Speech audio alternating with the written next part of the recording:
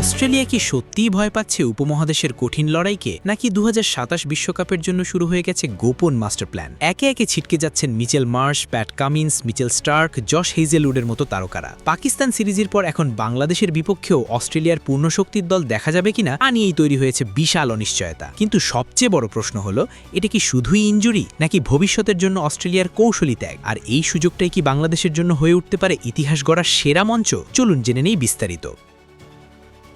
Australia cricket দলে যেন হঠাৎ করেই নেমে এসেছে ইনজুরি আর বিশ্রামের ঝড়। পাকিস্তান সিরিজ শুরুর আগেই বড় ধাক্কা খেয়েছে বিশ্ব চ্যাম্পিয়নরা। দলের ভারপ্রাপ্ত অধিনায়ক মিচেল মার্শ গোড়ালির চোটে পুরো সিরিজ থেকেই ছিটকে গেছেন। আর এই খবর সামনে আসতেই নতুন করে আলোচনায় উঠে এসেছে বাংলাদেশের বিপক্ষে আসন্ন সিরিজও। কারণ পাকিস্তান সফর শেষ করেই জুন মাসে বাংলাদেশের মাটিতে 3 ম্যাচের ওয়ানডে এবং 3 ম্যাচের টি-20 সিরিজ খেলতে আসবে অস্ট্রেলিয়া। কিন্তু মার্শ আদৌ সেই সফরে থাকবেন কিনা সেটাই এখন সবচেয়ে বড় প্রশ্ন। মূলত নিয়মিত অধিনায়ক প্যাট কামিন্স এবং Travis head IPL play of নিয়ে ব্যস্ত থাকায় পাকিস্তান সিরিজের নেতৃত্ব দেওয়ার দায়িত্ব পেয়েছিলেন মার্শ। কিন্তু হঠাৎ করেই পুরনো গোড়ালির চোট আবার মাথাচাড়া দিয়ে উঠায় তাকে দেশে ফিরতে হয়েছে। ফলে বাধ্য হয়েই জশ ইংলিশকে অধিনায়ক ঘোষণা করেছে ক্রিকেট অস্ট্রেলিয়া। অবশ্য ইংলিশের নেতৃত্ব দেওয়ার অভিজ্ঞতা একেবারে নতুন নয়। 2024 সালে পাকিস্তানের বিপক্ষেই একটি ওয়ানডে এবং 3টি টি-20তে অস্ট্রেলিয়াকে নেতৃত্ব দিয়েছিলেন ইংলিশ। তবে বাস্তবতা হলো, এই সফরে অস্ট্রেলিয়ার স্কোয়াড এখন অনেকটাই দ্বিতীয় সারির দলে পরিণত হয়েছে। কারণ মার্শের পাশাপাশি নেই কামিন্স, স্টার্ক, হেজেলউডের মতো অভিজ্ঞ তারকারাও। তবে সবচেয়ে বড় ধাক্কা এসেছে মার্শের ফর্ম নিয়ে। আইপিএলে লখনৌ সুপার জায়ান্টসের হয়ে শেষ কয়েক ম্যাচে তিনি ছিলেন ভয়ঙ্কর ছন্দে। শেষ 4 ইনিংসে করেছেন 111,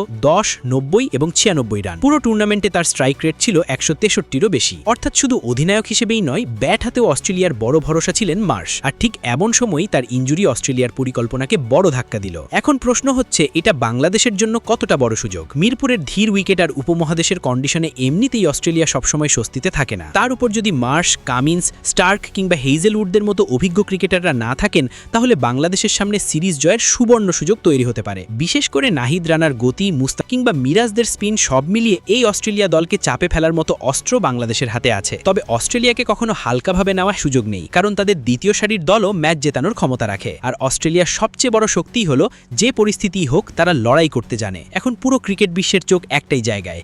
মিচেল মার্শ কি সময় মতো ফিট হয়ে বাংলাদেশের বিপক্ষে ফিরতে পারবেন, নাকি বাংলাদেশের মাটিতে অস্ট্রেলিয়াকে খেলতে হবে আরও দুর্বল স্কোয়াড নিয়ে?